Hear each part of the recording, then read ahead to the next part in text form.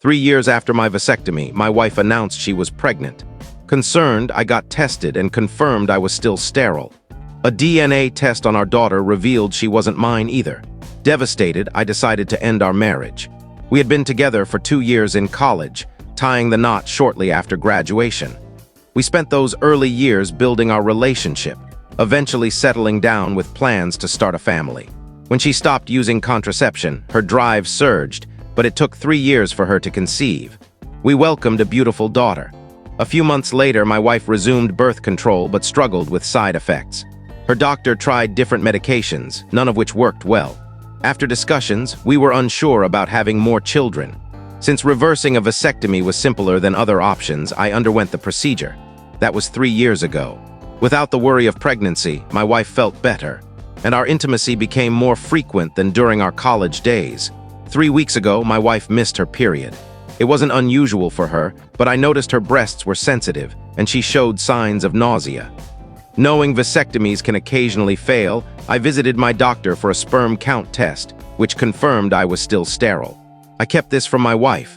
She soon confirmed her pregnancy with her doctor and urged me to get tested. Overwhelmed by stress, I delayed, grappling with troubling thoughts. Eventually, I retested and had a DNA test done on our daughter. The results shattered me. I was sterile and my daughter wasn't mine. I felt physically ill. When my wife returned home, I confronted her with the test results. She insisted the test was flawed, but when I showed her the earlier results, she broke down in tears. She admitted to a one-time affair, claiming the condom failed.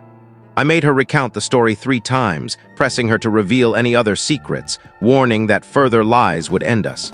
She swore it was a single incident. I expressed my pain, asking how she could betray our family and whether it was worth it. When I asked if she wanted a divorce, she begged for forgiveness, desperate to save our marriage. I told her I couldn't raise another man's child and asked if she'd consider terminating the pregnancy to preserve our relationship. She cried all night, but before bed, agreed to do whatever it took to stay together.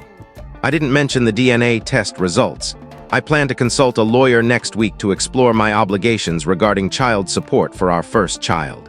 Had she confessed about our daughter's paternity, I might have tried to forgive her, but her assumption that she could hide it destroyed my trust. No telling what else she's concealed. Update. My lawyer was exceptional. I brought bank statements, medical records, and DNA results to our meeting. Her assistant took notes as she reviewed my documents and listened to my story. She explained why Chinese letter options. Living in an at-fault state has pros and cons. It gives leverage but makes the process longer and costlier. For our daughter, if my wife agrees to relinquish my parental rights, I can avoid child support easily. Otherwise, a court-ordered DNA test and judgment could resolve it, though it's pricier. Given my wife's comparable income, alimony is unlikely. Property division and other details can be negotiated pre-trial.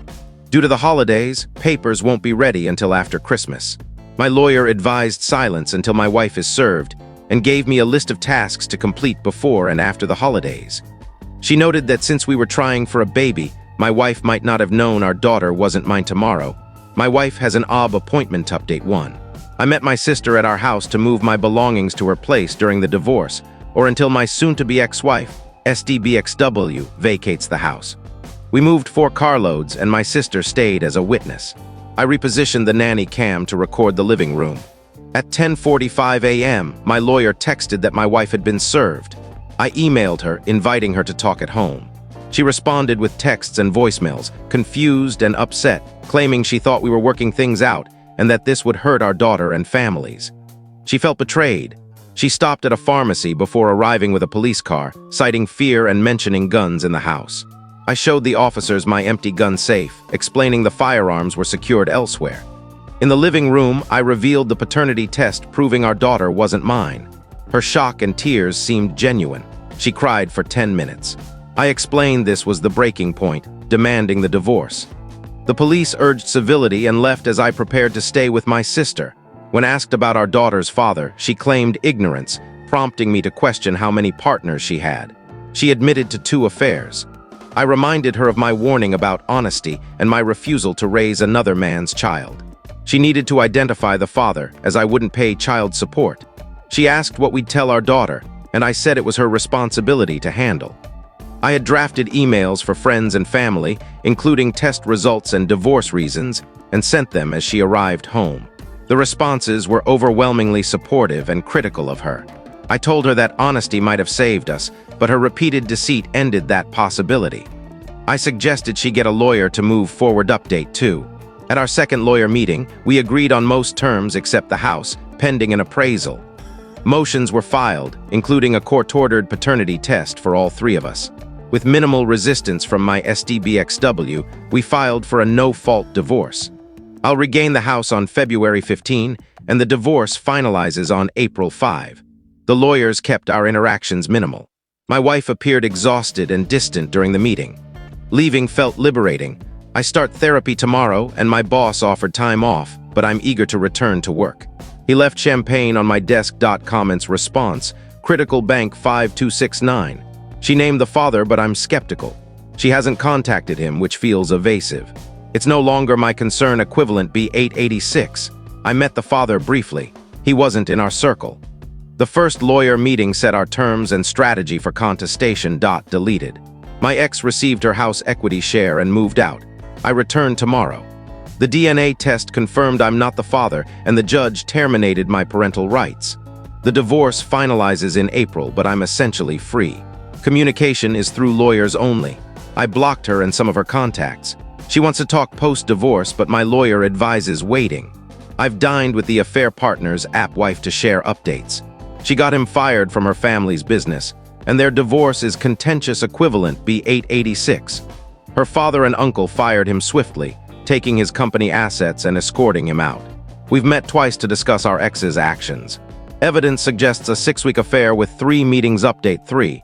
I've stayed in touch with Sharon, the AP's wife, sharing updates and support. We meet monthly for dinner.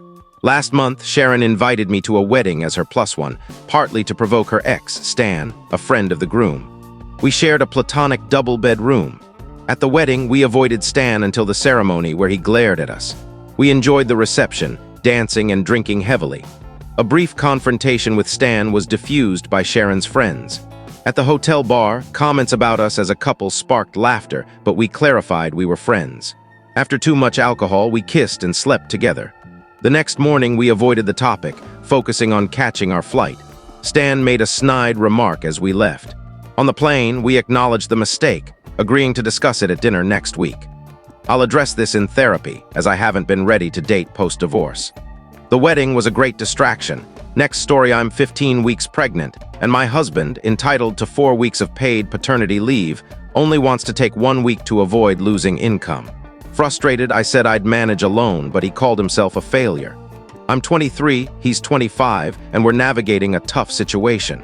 We've been together 5 years, married since May. This unplanned pregnancy, combined with my health issues and severe morning sickness, has been challenging. I work from home and won't get paid maternity leave, while he gets paid leave.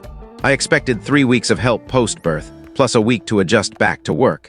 He offered 1 week, maybe 2, citing a $2,000 loss for additional time. He's a plumber, paid per project, earning $15 an hour on slow days, which applies during leave. I also manage our 3 large dogs, including vet visits and grooming. His response left me in tears, feeling alone. His job is demanding, and I knew help would be limited once he returned to work. I told him to take only the birthday off, as a week felt insufficient. I'm arranging childcare and pet help, as our families are unavailable. He got upset, feeling like a deadbeat before the baby's arrival. I'm struggling emotionally and can't find guidance on whether a week is enough. Edit. To clarify, we used protection, but this was a surprise pregnancy. In Florida, maternity leave isn't mandatory, and I don't qualify for FMLA without employer insurance. This post seeks perspectives on our situation. We planned kids later, and I'm closely monitored by my OB and cardiologist update. Abortion wasn't an option for me. I'm attached to the baby. Showing my husband this post sparked tough but transformative conversations. We started individual and couples therapy, making significant progress. My job provided 6 weeks of paid maternity leave, and his job offered a baby bonus plus year-end bonus. My pregnancy was brutal. 7 hospital visits for morning sickness, anemia, and other issues, leading to bed rest in October. The baby arrived in November via a traumatic C-section after 36 hours of labor due to her dropping heart rate. The procedure was painful despite anesthesia. The first 2 weeks with our daughter were perfect. My husband was incredible handling everything. Now at 7 months, she's thriving, crawling, standing, and teething. Life feels purposeful, and I'm grateful for her timing. I hope my story doesn't seem insensitive, and I appreciate your time.